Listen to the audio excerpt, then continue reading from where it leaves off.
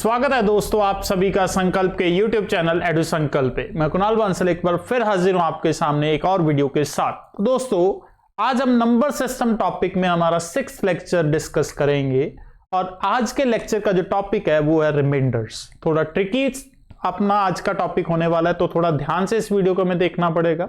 इससे पहले मैं 5 टॉपिक्स नंबर सिस्टम के अंदर कवर कर चुका हूं, जिनकी वीडियोस आपको हमारे प्लेलिस्ट में मिल जाएंगी चैनल पे जाके।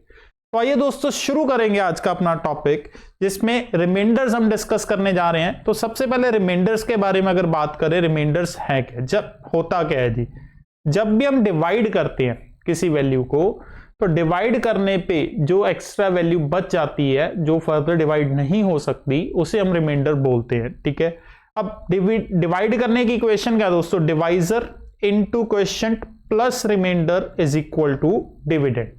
मान लीजिए हमें 5 को 4 से डिवाइड करना है, तो 5 को 4 से डिवाइड करने पे रिमाइंडर कितना बचेगा, 1।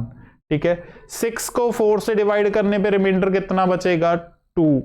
7 को 4 से डिवाइड करने पे रिमाइंडर कितना बचेगा दोस्तों, 3। 8 को 4 से डिवाइड करने पे रिमाइंडर कितना बचेगा, 0। ठीक है, अब 9 को अगर मान लीजिए हम 4 से डिवाइड करते हैं तो रिमाइंडर कितना बचेगा, 1। 10 को 4 से करेंगे तो रिमाइंडर कितना बचेगा, 2। 11 को 4 से डिवाइड करेंगे तो रिमाइंडर कितना बचेगा, 3। और 12 को 4 से करेंगे तो रिमाइंडर कितना बचेगा दोस्तों, 0। ठीक है जी, तो इस तरीके से रिमाइंडर हम कैलकुलेट कर सकते हैं। नॉर्मली डिवाइड करना है हमें। ठीक है, अब अगर ये वैल्यूज को हम ध्यान से देखें तो एक प्रॉपर्टी हमें रिमाइंडर्स के बारे में पता चलती है कि जो रिमाइंडर होता है वो हमेशा डिवाइजर से छोटा रहता है। अब इस केस में डिवाइजर कितना दोस्तों हमारा, 4। ठीक है, तो अब देखो रिमाइंडर कहां तक जा रहा है, मैक्सिमम 3 तक। या तो रिमाइंडर 0 आ रहा है, या 1 आ रहा है, या 2 आ रहा है, या 3 आ रहा है, 4 कभी नहीं आएगा। ठीक है जी, तो ये चीज हर नंबर पे इंप्लीमेंट होती है कि जिस भी नंबर से हम डिवाइड करेंगे, मतलब जो भी हमारा डिवाइजर होगा, रिमाइंडर हमेशा उससे कम ही आएगा। कभी रिमाइंडर डिवाइजर से ज्यादा नहीं हो सकता और ना ही बराबर हो सकता है जी। तो ये पहली चीज हमें याद रखनी है रिमाइंडर्स के बारे में जी। अब सेकेंडली टाइप्स ऑफ रिमाइंडर। ठीक है जी, अगर रिमाइंडर की मैं टाइप्स की बात करूं, ठीक है, रिमाइंडर 2 तरह के होते हैं दोस्तों। ठीक है जी, एक होता है पॉजिटिव रिमाइंडर और दूसरा होता है दोस्तों negative reminder. Positive reminder and secondly होता है हमारे पास negative reminder. Generally positive reminder ही हमने यूज किया आज तक और हमें सिखाया भी पॉजिटिव रिमाइंडर्स के बारे में ही गया। बट जहां जहां पे पॉजिटिव रिमाइंडर होगा वहां पे पैरेलली नेगेटिव रिमाइंडर भी हमेशा एग्जिस्ट करेगा। अब नेगेटिव रिमाइंडर कैसे आएगा अब देखते हैं। मान लीजिए हमने 5 डिवाइडेड बाय 4 किया, तो 5 डिवाइडेड बाय 4 के केस में हमारा पॉजिटिव रिमाइंडर कितना था, 1। और अगर इसका नेगेटिव रिमाइंडर हम देखें तो इसका नेगेटिव रिमाइंडर होगा दोस्तों -3। ठीक है जी, अब ये -3 कैसे आया, नेगेटिव रिमाइंडर निकालने के लिए हम डिविडेंड से अगला मल्टीपल चेक करते हैं, डिवाइजर का नेक्स्ट मल्टीपल चेक करते हैं जो डिविडेंड से अगला हो। अब 4 का नेक्स्ट मल्टीपल कौन सा है जी, 5 से आगे 8, तो 8 के साथ डिफरेंस देखा जाएगा 5 का कितना बनता है। तो 8 और 5 का डिफरेंस कितना बनता है, 3। तो वो हमारे लिए क्या होगा दोस्तों, नेगेटिव रिमाइंडर। तो हमें क्या देखना है, डिविडेंड से अगला मल्टीपल चेक करना है डिवाइजर का, उसके साथ डिफरेंस जो बनेगा वो नेगेटिव रिमाइंडर बनाएगा। अब जैसे 6 और 4, इसमें पॉजिटिव रिमाइंडर 2 है, नेगेटिव रिमाइंडर इसमें -2 बनेगा क्योंकि 8 और 6 का डिफरेंस -2 है। 7 के साथ नेगेटिव रिमाइंडर कितना बनेगा, -1। 8 के साथ तो 0 ही रहेगा जी। अब 9 के केस में देखते हैं, इसमें जो नेगेटिव रिमाइंडर आएगा वो आएगा -3। अब -3 कहां से आया, 4 का नेक्स्ट मल्टीपल देखा जाएगा 9 से। 9 से अगला मल्टीपल 4 का कौन सा जी, 12। और 12 और 9 का डिफरेंस कितना बनता है, 3। और सिमिलरली यहां पे कितना हो जाएगा, -2। यहां पे कितना हो जाएगा, -1। और यहां पे तो 0 ही रहेगा। ठीक है जी, तो 2 तरह के दोस्तों रिमाइंडर्स होंगे हमेशा, एक पॉजिटिव और दूसरा नेगेटिव। ये पैरेलली एग्जिस्ट करेंगे, हमें दोनों की जरूरत पड़ेगी क्वेश्चन को सॉल्व करने के लिए। अब अगर हमें पॉजिटिव रिमाइंडर पता है तो वहां से हम नेगेटिव कैसे बना सकते हैं, या नेगेटिव रिमाइंडर को पॉजिटिव में कैसे कन्वर्ट कर सकते हैं, तो वो कन्वर्जन भी अब हम सीख लेते हैं जी। ठीक है, तो वो कन्वर्जन कैसे होगी वो देख लेते हैं, पॉजिटिव टू नेगेटिव या फिर नेगेटिव टू पॉजिटिव। ठीक है जी, अगर पहले पॉजिटिव टू नेगेटिव की बात करें, हमें पॉजिटिव रिमाइंडर पता है, उसको नेगेटिव में हम बदलना चाहते हैं जी, positive reminder to negative reminder.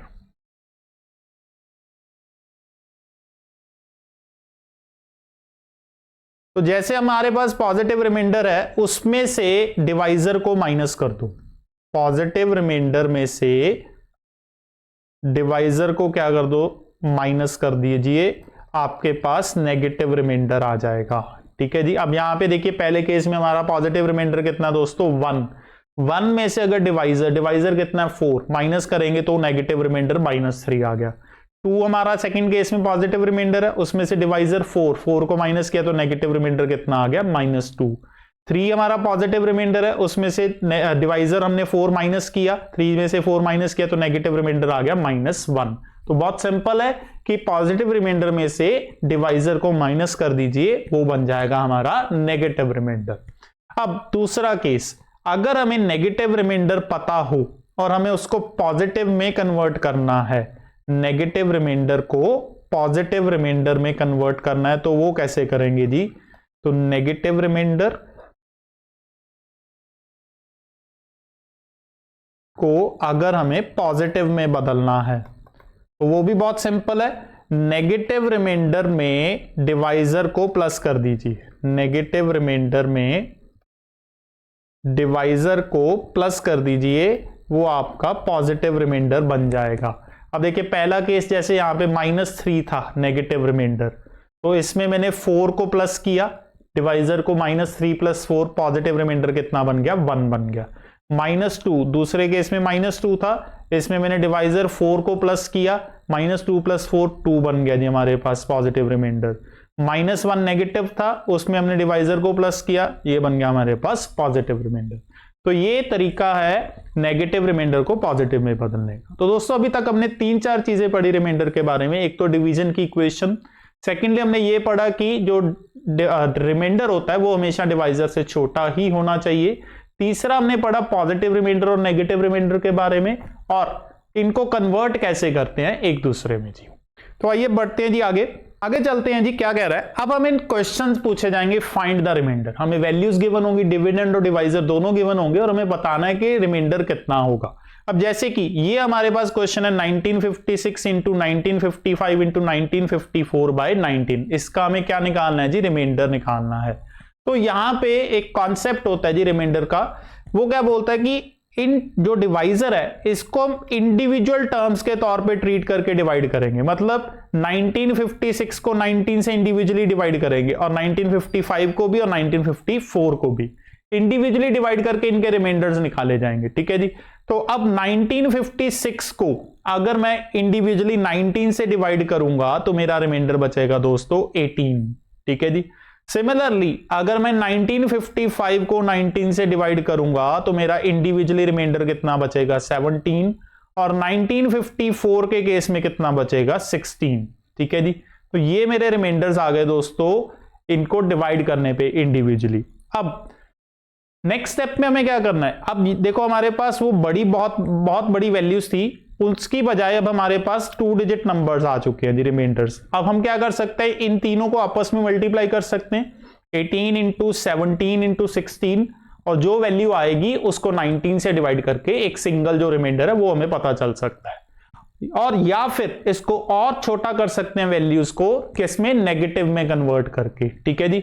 अब हमें पता है कि 18 एक पॉजिटिव रिमाइंडर है, तो पॉजिटिव रिमाइंडर को नेगेटिव में हम बदल सकते हैं। हमने सीखा जी पॉजिटिव रिमाइंडर को नेगेटिव में बदलने का तरीका क्या था कि पॉजिटिव रिमाइंडर में से डिवाइजर को क्या कर दीजिए, माइनस। तो 18 में से 19 माइनस किया, -1 रिमाइंडर हो जाएगा। 17 में से 19 माइनस किया तो कितना हो जाएगा, -2 हो जाएगा। और 16 में से 19 को माइनस करेंगे कितना हो जाएगा, नेगेटिव। तो ये हमारे पास दोस्तों नेगेटिव रिमाइंडर आ गए, -1 इंटू -2 इंटू -13। अब इनको मल्टीप्लाई करके देखा तो मेरा एक टोटल रिमाइंडर कितना बन रहा है, -6। तो मतलब अब मुझे रिमाइंडर मिल चुका है बट वो नेगेटिव रिमाइंडर आ रहा है, तो हमें आंसर पॉजिटिव रिमाइंडर में देना है, तो नेगेटिव रिमाइंडर को हम पॉजिटिव में कन्वर्ट कर देंगे। नेगेटिव टू पॉजिटिव कैसे जाते थे हम, नेगेटिव रिमाइंडर में डिवाइजर को प्लस करके। तो -6 में हम 19 प्लस करेंगे, कितना बन जाएगा दोस्तों, 13। तो इसका आंसर क्या हुआ 13। मतलब ये वैल्यूज को 19 से डिवाइड करने पे दोस्तों रिमाइंडर कितना मिलेगा, हमें 13 मिलेगा जी। होपफुली अब आपको कॉन्सेप्ट समझ में आया होगा कि हमें रिमाइंडर्स निकाल के वैल्यूज को छोटा करना है, चाहे वो नेगेटिव रिमाइंडर की फॉर्म में करें चाहे पॉजिटिव की। आइए अगला क्वेश्चन ट्राई करते हैं। 73 into 75 into 78 into 57 into 197 divide by 34। तो इसमें भी वो सिमिलरली हम इंडिविजुअली वैल्यूज उठाएंगे। 73 को पहले अगर मैं 34 से डिवाइड करूंगा तो इसका रिमाइंडर आएगा 5। 75 को करूंगा तो कितना आएगा दोस्तों, 7 आएगा। 78 को करूंगा तो 10 आएगा। 57 को करूंगा तो 23 आएगा एंड 197 को करूंगा तो 27 आएगा। ठीक है जी, इसको डिवाइड करूंगा कितना है 34 से। अब ये देखो, ये वैल्यू बहुत छोटी है, ये भी छोटी है, ये भी छोटी है, तो इसको नहीं छेड़ेंगे। अब 23 एंड 27 थोड़ी बड़ी वैल्यूज हैं, तो इनको हम नेगेटिव में कन्वर्ट कर लेते हैं, नेगेटिव रिमाइंडर्स में। तो 5 इंटू 7, इन दोनों को मैं मल्टीप्लाई कर रहा हूं आपस में। 5 इंटू 7 कितना बनाएगा दोस्तों, 35। तो 35 इंटू 10 इंटू 23 पॉजिटिव रिमाइंडर, इसको हम नेगेटिव में बदल रहे हैं, तो इसमें से डिवाइजर को हम क्या करेंगे माइनस, तो कितना बनेगा -11। और 27 को भी नेगेटिव में बदलेंगे तो कितना बनेगा -7।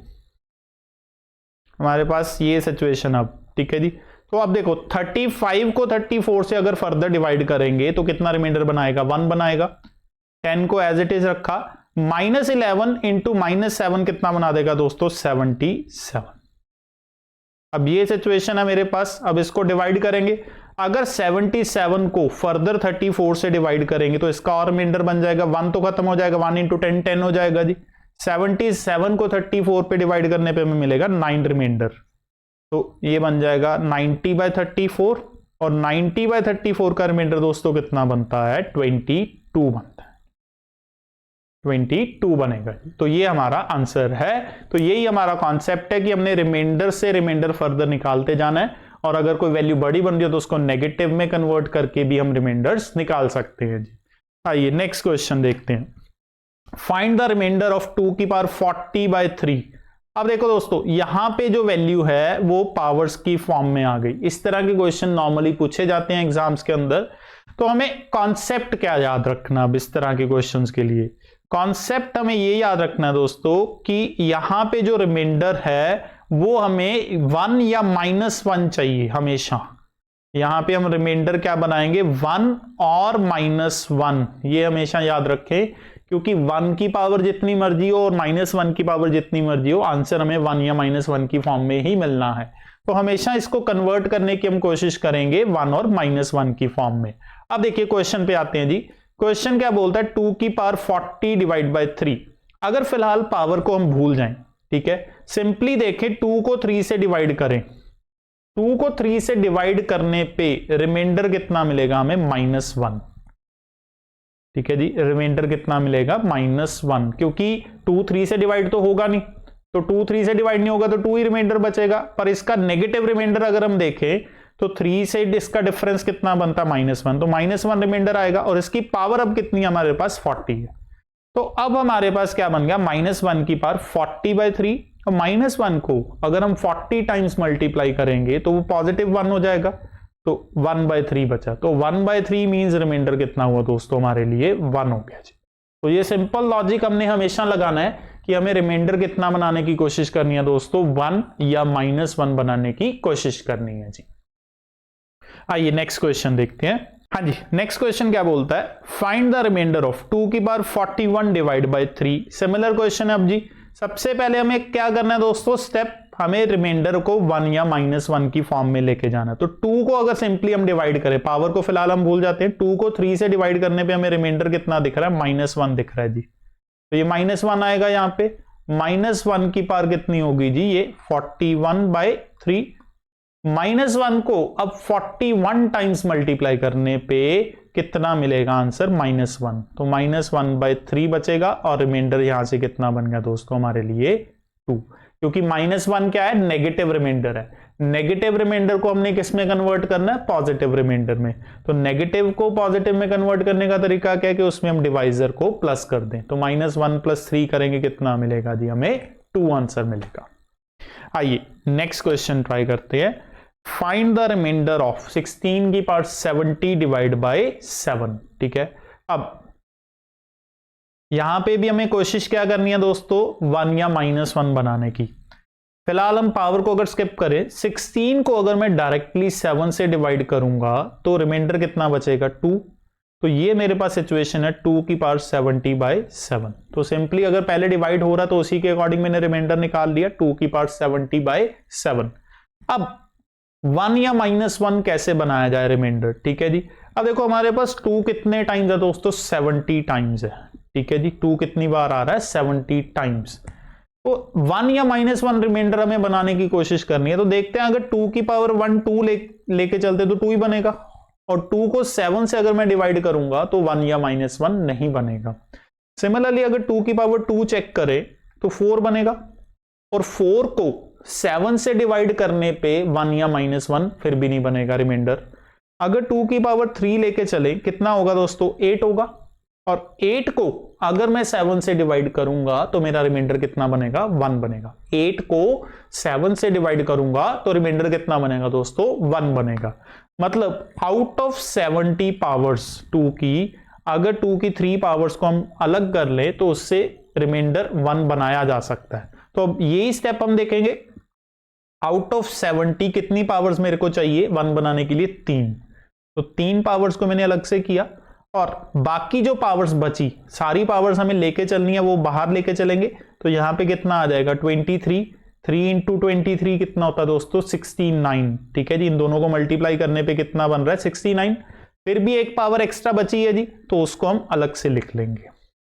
ठीक है, ये स्टेप मैं दोबारा समझा देता हूं। हमें करना क्या है, जैसे हमारे पास टोटल 70 पावर्स हैं, ठीक है जी, और इसमें से 3 पावर्स मेरे को एक्स्ट्रा चाहिए, तो 70 को 3 के साथ क्या कर दीजिए, डिवाइड कर दीजिए।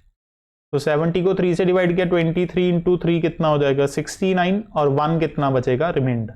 तो जो आपका क्वेश्चन आया 23 क्वेश्चन आया उसको बाहर लिख दीजिए, और जितना रिमाइंडर बचा उतनी पावर्स आप अलग से लिख लीजिए। तो ये आपका स्टेप बन जाएगा इसको डिवाइड करने का। बेस कितना हमारे लिए, 7। अब देखिए दोस्तों, 2 की पावर 3 यानी कि 8, 8 की पावर 27 इंटू 2/7 बचा मेरे लिए। ठीक है, अब दोनों को इंडिविजुअली हम ट्रीट करेंगे, पहले 8 को 7 से, फिर 2 को 7 से। 8 को 7 से डिवाइड करने पे रिमाइंडर कितना मिलेगा दोस्तों, 1 मिलेगा। तो 1 की पावर 27 इंटू 2/7 बचा, और 1 की पावर 27 कितना होता है, 1, 1 इंटू 2/7, और 1 इंटू 2 यानी कि 2/7। तो दोस्तों हमारा रिमाइंडर कितना आया, 2। तो ये कॉन्सेप्ट है, होपफुली आपको समझ में आया होगा पूरी तरह से। ये जो स्टेप है हमारा, ये वाला तीसरा स्टेप, ये सबसे इंपॉर्टेंट स्टेप है और यही सबसे ट्रिकी स्टेप है इसका। तो इसको थोड़ा ध्यान से करना पड़ेगा दोस्तों। इसके लिए हम और क्वेश्चंस ट्राई करके देखते हैं। आइए नेक्स्ट क्वेश्चन ट्राई करके देखते हैं इसी की तरह। अब हमारे पास है 59 की पावर 28/7। ठीक है, तो सबसे पहले हम क्या करेंगे, 59 को 7 से डिवाइड करके देखते हैं जी। 59 को 7 से डिवाइड किया, 7 8 56, 3 रिमाइंडर बचेगा। 3 की पावर 28/7, 1 या -1 नहीं बना। अगर तो 59 को 7 से डिवाइड करने पे 1 माइनस बन जाता तो यहीं पे बना देते, बट 3 रिमाइंडर बच रहा है। अब हम देखते हैं जी 3 की कोई पावर निकालने की कोशिश करते हैं जिसको 7 से डिवाइड करने पे 1 या -1 बने। अगर हम 3 की पावर 1 लेते हैं तो 3 बनेगा, और 3 को 7 से डिवाइड करेंगे तो 1 या -1 रिमाइंडर नहीं बन रहा। हम 3 की पावर 2 लेते हैं, 3 की पावर 2 कितना है, 9, और 9 को अगर मैं 7 से डिवाइड करूंगा तो 2 रिमाइंडर बचेगा। यहां पे भी 1 नहीं बन रहा, 2 बन रहा है जी। ठीक है, 3 की पावर 3 लेके चलते हैं, 27। अब मैं 27 को अगर 7 से डिवाइड करूंगा, ठीक है, 7 4 28 होता है, तो इसमें मेरा रिमाइंडर कितना बच रहा है, -1 बन रहा है जी। अगर मैं 3 की पावर 3 लेके चल रहा हूं तो उस केस में मेरा रिमाइंडर -1 बच रहा है। तो मैं इसमें से टोटल 28 पावर्स हैं, उसमें से मुझे कितनी पावर्स एक्स्ट्रा अलग से चाहिए, 3 पावर्स। तो इसमें से मैं 3 पावर्स अलग रखूंगा और 28 को 3 से क्या कर लूंगा, डिवाइड कर दूंगा। 3 9 27, 1 बचेगा, जो 9 है वो बाहर आ जाएगा और जो 1 एक्स्ट्रा नीचे बच गया वो अलग से आ जाएगा। तो ये सिचुएशन आ गई अब हमारे पास। अब 3 की पावर 3 यानी कि 27, 27 की पावर 9 इंटू 3/7 बचा जी हमारे पास। ठीक है, अब 27 को भी 7 से डिवाइड करेंगे और 3 को भी करेंगे जी। ठीक है, पहले 27 को 7 से डिवाइड किया तो हमारे पास रिमाइंडर बचेगा -1, -1 की पावर 9 इंटू 3/7। अब -1 को जब 9 टाइम्स मल्टीप्लाई करेंगे तो वो -1 ही रहेगा जी, इंटू 3/7। तो ये बन गया दोस्तों हमारे लिए -3/7। तो ये मेरा दोस्तों नेगेटिव रिमाइंडर आ गया जी, -3 आया जी नेगेटिव रिमाइंडर। तो नेगेटिव को पॉजिटिव में अब बदलेंगे हम। तो नेगेटिव को जब पॉजिटिव में बदलेंगे तो क्या करना है जी, नेगेटिव रिमाइंडर में डिवाइजर को प्लस करना है। तो -3 + 7 करेंगे, कितना आंसर मिलेगा 4। तो आंसर विल बी 4। तो रिमाइंडर कितना आया दोस्तों इस केस में 4 आया जी हमारा। होपफुली अब आपको समझ में आ चुका होगा कि कैसे हम इस कॉन्सेप्ट को लेके चल रहे हैं जी। आइए नेक्स्ट क्वेश्चन की तरफ बढ़ते हैं जी। नेक्स्ट क्वेश्चन क्या बोलता है। अब दोस्तों नेक्स्ट आ गया हमारे पास इसी के अंडर एक कैंसिलेशन रूल। अभी हमने जो सीखा कि हमें हमेशा रिमाइंडर 1 या -1 ही चाहिए, तो उसके लिए एक हम रूल यूज करते हैं दोस्तों जिससे बोला जाता है कैंसिलेशन रूल। अब ये कैंसिलेशन रूल क्या बोलता है कि मान लीजिए हम 6 को 4 से डिवाइड कर रहे हैं जी। तो 6 को 4 से डिवाइड करने पे रिमाइंडर कितना मिल रहा है 2। अब 6 और 4 में 2 कॉमन है दोस्तों, ठीक है दोनों में। तो वो 2 मैंने कैंसिल कर दिया 6 और 4 में से। तो कैंसिल करने पे वैल्यू कितनी बची 2। अब ध्यान में रख के हमने 2 कॉमन निकाल के कैंसिल किया जी। यहाँ पे न्यूमरेटर और डिनोमिनेटर दोनों में 2 एग्जिस्ट कर रहा था, कॉमन था, तो वो हमने कॉमन निकाल के कैंसिल किया। तो 3/2 बचा। और अब 3/2 का रिमाइंडर कितना बच रहा है दोस्तों 1 बच रहा है। ठीक है जी। अब देखो 6/4 का रिमाइंडर बच रहा था 2, बट 3/2 का रिमाइंडर बच रहा है 1। तो हमें चाहिए भी 1 या -1। तो कैंसिलेशन रूल लगा के मैं 1 या -1 रिमाइंडर निकाल सकता हूं। और इसको अब कन्वर्ट करेंगे एक्चुअल रिमाइंडर में जो 6/4 का होना चाहिए। तो जो भी आपका यहां पे रिमाइंडर आया उसको कैंसल्ड वैल्यू से मल्टीप्लाई कर दीजिए लास्ट स्टेप में जाके, जिससे कि आपको आपका ओरिजिनल रिमाइंडर मिल जाएगा जो एक्चुअल वैल्यू का था। तो इसे बोला जाता है कैंसिलेशन रूल, कि हम पहले न्यूमरेटर और डिनोमिनेटर में अगर कुछ हमें कॉमन वैल्यू दिखती है वो कॉमन निकाल के वैल्यूज को छोटा करेंगे, उसके बाद अपना नॉर्मल प्रोसेस 1 या -1 बनाने की कोशिश करेंगे, और लास्ट स्टेप में जाके जो भी रिमाइंडर आएगा उसको कैंसल्ड वैल्यू से दोबारा मल्टीप्लाई करेंगे। ठीक है जी। अब ये चीज मैं आपको क्वेश्चन में लगा के दिखाता हूं। जैसे हमारे पास है 2 की पावर 70 डिवाइड बाय 96। अब हमें दिख रहा है कि 96 भी 2 के टेबल पे डिवाइड होता है और ऊपर भी 2 है। ठीक है, तो पहले हम 96 के फैक्टर्स बना लेते हैं जी। तो 2 की पावर 70, 96 के फैक्टर्स बनेंगे 2 की पावर 5 इंटू 3 की पावर 1। ये फैक्टर्स बनते हैं 96 के। अब हम देख सकते हैं कि ऊपर 2 की पावर कितनी है जी 70 है, और नीचे 2 की कितनी पावर्स है 5। तो 5 कॉमन पावर्स हैं जी, तो वो कैंसिल हो जाएंगी।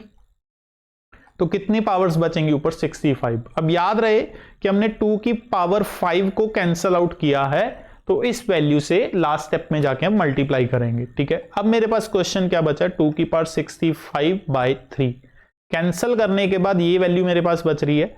अब यहां पे देखें हमारा रिमाइंडर कितना बन रहा है दोस्तों 2 और 3 के बीच अगर देखें -1 बन रहा है। तो -1 की पावर कितनी बन रही है 65/3। -1 को 65 टाइम्स मल्टीप्लाई करने पर कितना बनेगा -1 बनेगा। तो हमारा जो नेगेटिव रिमाइंडर आ रहा है दोस्तों वो आ रहा है -1। तो इसको पॉजिटिव में कन्वर्ट करेंगे तो नेगेटिव रिमाइंडर प्लस डिवाइजर। तो -1 में 3 प्लस किया, पॉजिटिव रिमाइंडर कितना आया 2। तो यहां तक सॉल्व करके कैंसल्ड वैल्यू का जो रिमाइंडर आ रहा है वो हमारा कितना आ रहा है दोस्तों 2 आ रहा है। बट ये एक्चुअल रिमाइंडर नहीं है। एक्चुअल रिमाइंडर कितना निकलेगा, इसको कैंसल्ड वैल्यू से मल्टीप्लाई करने पे हमारा एक्चुअल रिमाइंडर आएगा। और वो कैंसल्ड वैल्यू कितनी थी दोस्तों 2 की पावर 5। 2 की पावर 5 कितना होता है 32। तो 32 इंटू 2 कितना हो जाएगा 64। तो दिस इज आवर आंसर। इस वैल्यू का रिमाइंडर कितना आएगा दोस्तों 64 आएगा जी। आइए एक और ट्राई करके देखते हैं इसी के साथ का। फाइंड द रिमाइंडर ऑफ 4 की पावर 70 डिवाइड बाय 96। अब देखो फिर वही चीज सेम सिचुएशन। अब 4 की पावर 70 डिवाइड बाय 96 है। 4 को मैं क्या लिख सकता हूं 2 की पावर 2, 70/96। तो ये हमारे लिए क्या बन गया 2 की पावर 140/96 बन गया जी। ठीक है, अब कॉमन दिख रहा है हमें, जैसे कि लास्ट क्वेश्चन में था 96 के फैक्टर्स बना के देखे तो वो बन रहा है हमारे पास 2 की पावर 5 इंटू 3 की पावर 1। ठीक है। अब कितनी पावर्स कैंसिल हो रही हैं जी? 2 की 5 पावर्स, ठीक है जी। तो इसमें 5 पावर्स हम कैंसिल करेंगे। तो ये याद रखिए हमने कितनी पावर्स कैंसिल आउट की हैं? 5 पावर्स कैंसिल आउट की हैं। तो बचा हमारे पास 2 की पावर 135/3। तो इसका नेगेटिव रिमाइंडर कितना बन रहा है? -1 बन रहा है। -1 की पावर 135/3, तो ये बचेगा -1/3। तो नेगेटिव रिमाइंडर दोस्तों कितना आया? -1। अब इसको पॉजिटिव में बदलेंगे। पॉजिटिव में बदलने के लिए नेगेटिव रिमाइंडर प्लस डिवाइजर, तो -1 + 3 करेंगे, कितना बनेगा? 2। तो ये हमारे पास आ गया दोस्तों पॉजिटिव रिमाइंडर। अब इसको एक्चुअल रिमाइंडर में कन्वर्ट करने के लिए क्या करना है? हमें कैंसल्ड वैल्यू के साथ मल्टीप्लाई करना है। तो ये बनेगा 2 × 2 की पावर 5, ये भी सेम ही आएगा। कितना आ जाएगा दोस्तों? 64 आ जाएगा हमारा आंसर जी। आइए नेक्स्ट देखते हैं। नेक्स्ट क्या बोलता है?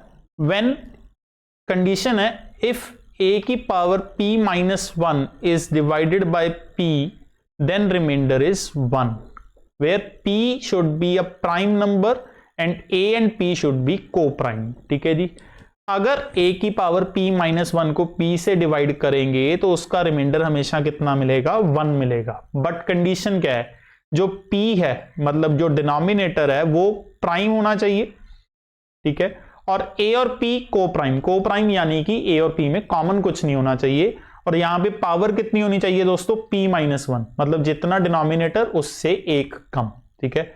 अगर आप इस फॉर्म में क्वेश्चन को ले आते हो, ठीक है जी, a की पावर p-1/p, तो उसका रिमाइंडर कितना हो जाएगा? 1 हो जाएगा। आइए अब इंप्लीमेंट करके देखते हैं। अब देखिए यहां पे 2 की पावर 85 डिवाइड बाई 83 है। अब हमें तो पता है कि 83 एक प्राइम नंबर है, ठीक है, एंड 2 और 83 को प्राइम्स हैं जी, ठीक है। मतलब ये दोनों कंडीशन सेटिस्फाई हो रही हैं। अब मेरे को इस फॉर्म में लेके जाना a की पावर p-1। दोस्तों इस क्वेश्चन में p की वैल्यू कितनी है? 83। तो पावर कितनी होनी चाहिए? p-1 यानी कि 82। तो टोटल 85 पावर्स हैं, उसमें से 82 पावर्स को हम अलग करेंगे। कितनी पावर्स बची?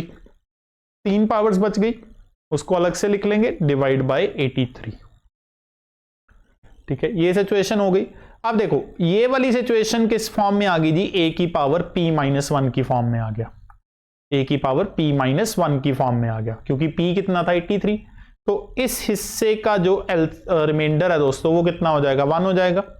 और 2 की पावर 3 कितना होता है? 8। तो 1 × 8/83, यानी कि 8/83 बचा। और रिमाइंडर कितना होगा दोस्तों? 8 को 83 से डिवाइड करेंगे, रिमाइंडर इज 8।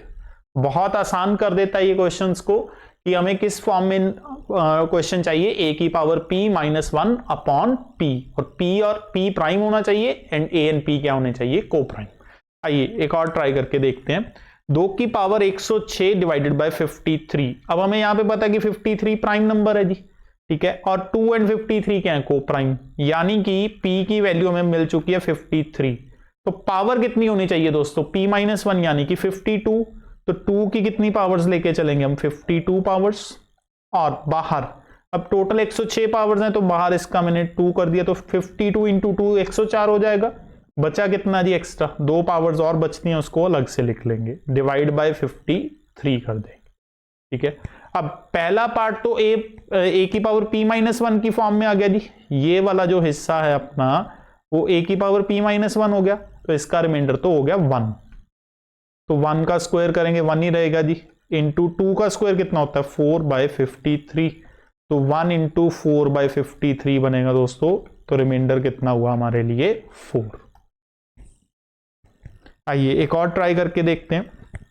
26 की पावर 57 डिवाइड बाय 29 है जी, ठीक है। अब यहां पे प्राइम नंबर है p, ठीक है, और a और p को प्राइम भी हैं। हमें पावर कितनी चाहिए? p-1। तो 26 की पावर कितनी चाहिए हमें? p-1 यानी कि 28 चाहिए। टोटल कितनी पावर्स हैं? 57।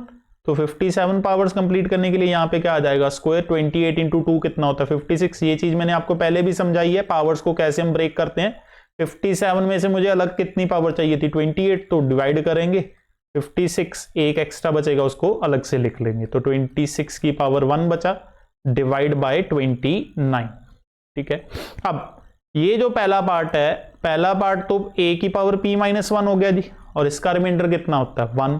तो 1 का स्क्वायर इंटू 26/29, तो 1 इंटू 26/29 करेंगे, कितना आ जाएगा हमारे लिए रिमाइंडर 26 आ जाएगा। हाँ जी दोस्तों, तो ये था रिमाइंडर्स का कॉन्सेप्ट, जिसमें मैंने आपको पूरा डिटेल में समझाया कि रिमाइंडर्स होते क्या हैं, टाइप्स ऑफ रिमाइंडर क्या है, रिमाइंडर की क्या प्रॉपर्टी है, और जो क्वेश्चंस हमें एग्जाम में पूछे जाते हैं उनको कैसे कैलकुलेट करते हैं। होपफुली आपको कॉन्सेप्ट अब अच्छे से क्लियर हुआ होगा। थोड़ा ट्रिकी है, थोड़ा ध्यान से देखिए वीडियो को, अगर नहीं समझ में आया तो बार बार वीडियो को देख के क्वेश्चंस को ट्राई कीजिए। अगर आपको किसी भी कॉन्सेप्ट में फिर भी प्रॉब्लम लगे तो हमें कमेंट सेक्शन के थ्रू जरूर बताएं, नेक्स्ट वीडियोस में उसको मैं क्लियर करने की कोशिश जरूर करूंगा। तो और भी वीडियोस दोस्तों मैं बनाता रहूंगा। अगर आपको हमारी वीडियोस अच्छी लग रही हैं तो वीडियो को लाइक और शेयर करें, और चैनल को भी जरूर सब्सक्राइब करें ताकि आपकी कोई भी वीडियो मिस ना हो। तो मिलूंगा दोस्तों नेक्स्ट वीडियो में, तब तक के लिए बहुत बहुत शुक्रिया।